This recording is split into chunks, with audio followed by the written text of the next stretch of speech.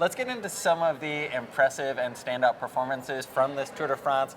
Sprinters not named Peter Sagan, Caleb Ewan in his debut Tour de France, phenomenal performance. Yeah, Caleb Ewan got 3 stage wins this year. If you remember last year, he was snubbed by Mitchelton Scott. They did not take him to the Tour de France. There was this big stink. It was hugely disappointing for Caleb. He transferred teams at the end of that season, went to Soudal Lotto.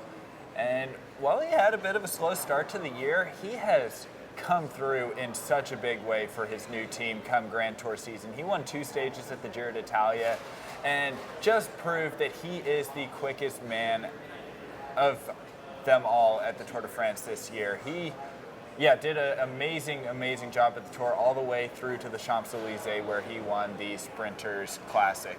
Yeah, I mean, this is the biggest win in the world. If you are a sprinter, maybe outside of Milan, San Remo, and there is no more important victory. And I think for Ewan, this was actually his first time to finish a Grand Tour. So winning on the Champs-Élysées on the final stage of the Tour de France, what a huge achievement for him. Julian Alaphilippe, obviously the other standout performance, the man that has made bike racing just incredibly exciting over the last few years, really lit this Tour de France on fire. We were all expecting him to attack and win a stage. I don't think nobody was expecting him to hang on to the yellow jersey all the way to the Alps. Yeah, every day that Julian Alaphilippe kept the yellow jersey just raised more and more questions in my mind about who could actually win the Tour. Everybody wrote him off, including even himself, that he was not going to manage to stay in the yellow jersey even to the 3rd week. He kept it through the Pyrenees, and it wasn't until stage 19.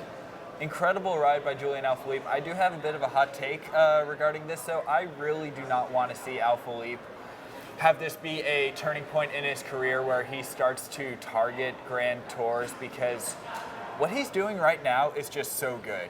He is such a fun racer to watch, and he wins everything. He wins so many things, and I would be very, very worried to see him try to change his rider type to be able to ride like a Chris Froome and a Geraint Thomas, just a diesel uphill. That isn't Alaphilippe. He did an amazing job and almost won the whole Tour, but I don't want him to upset the apple cart by trying to focus on that. Yeah, I mean, this is a racer who has given us so many exciting moments this year, from winning Strade Bianche, Milan San Remo, even winning a field sprint at Tirreno Adriatico. You know, I think I've had the same thought about him, focusing on becoming a Grand Tour rider, and I think the draw of winning the Tour de France is so big. How could you not? I mean, that is, if you win the Tour de France, you are the best bike racer in the world. I know Julian Alaphilippe is the #1 ranked bike racer in the world, but this is the cream of the crop to win the Tour. And I think the one thing that could make him want to go after Grand Tour wins is that time trial victory. That time trial victory over Geraint Thomas was insane, phenomenal. I know he was wearing the yellow jersey. He said he was, motivated by the cheers on the road, but still, I mean, if he can just climb a little better, why can't he win a Grand Tour? But I will say, I don't think he needs to focus just on being a Grand Tour rider, on winning the Tour de France. We're seeing in this day and age so many riders doing so many things well, from riders like Wout van Aert to even Alejandro Valverde racing the Tour of Flanders. I mean, it's just a really exciting time in bike racing where racers are kind of doing it all. And I think Julian Alaphilippe can continue to do it all, but maybe try and go for the GC.